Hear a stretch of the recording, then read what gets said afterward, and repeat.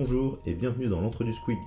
Aujourd'hui, on se retrouve pour la troisième mission de notre campagne Kill Team Navy Breacher 100% narrative. Dans cette vidéo, je vais vous présenter les règles de cette troisième mission, une mission spéciale pour 3 joueurs. Le rapport de bataille narratif de cette mission est déjà disponible sur la chaîne depuis le week-end dernier. Et, si vous ne l'avez pas encore vu, je vous recommande vivement de regarder les missions précédentes avant de continuer. Les événements de cette partie en sont la conséquence directe. Avant de passer à la mission suivante, prenons un court moment pour revenir sur la deuxième mission. Tout d'abord, concernant la kill team des bondisseurs de Von Ryan. Si l'idée vous a plu, je vous conseille de l'ajuster légèrement si vous souhaitez la rejouer. Avec seulement 3 figurines, une mauvaise activation ou un jet de dés malheureux peut être catastrophique. Pour équilibrer cela, plusieurs options sont possibles. Ajouter 1 ou 2 figurines, permettre une relance via un stratagème, ou encore intégrer un effet de fiabilisation directement sur leurs attaques.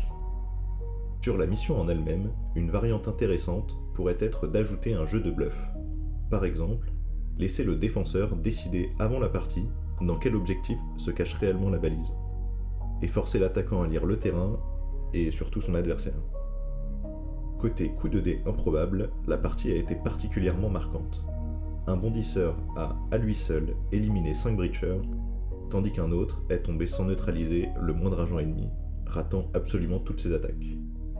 De son côté, l'Agra a remporté un duel en 1 contre 1, principalement grâce à une série de jets catastrophiques du bondisseur.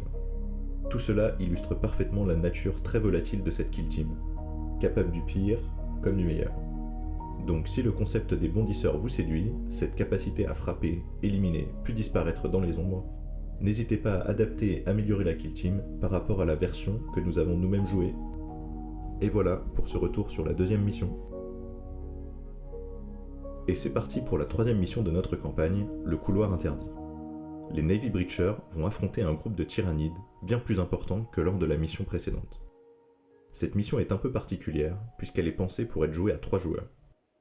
Pour le rapport de bataille, la mission est racontée comme un seul récit continu, secteur par secteur, afin de renforcer l'aspect narratif.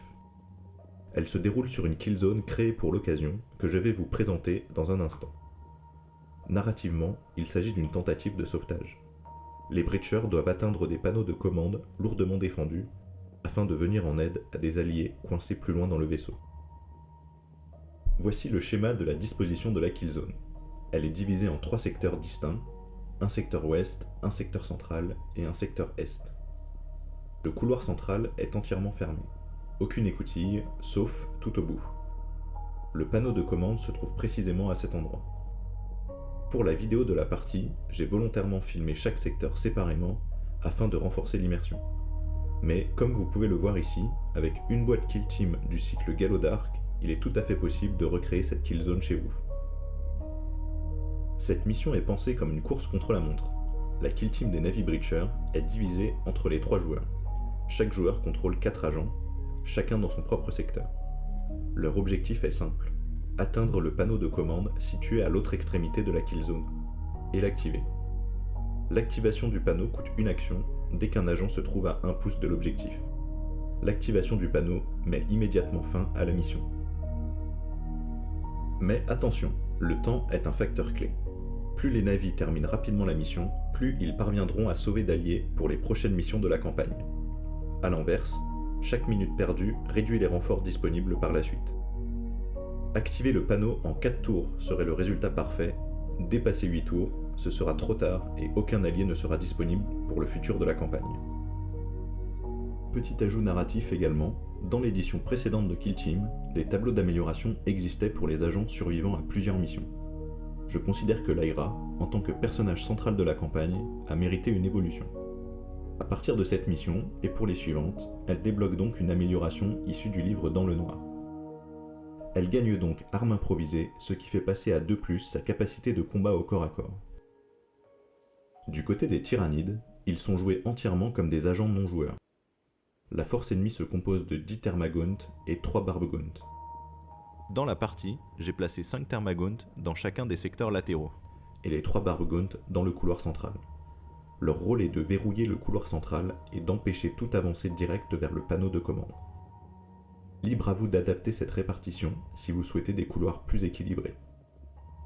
Pour les profils, j'utilise ceux des ANJ présentés dans le livre de base.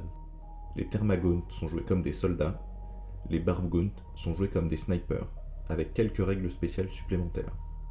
Déflagration sur leur attaque à distance, un effet de ralentissement, un agent blessé par un tir de Barbgaunt voit son mouvement réduit de 2 pouces.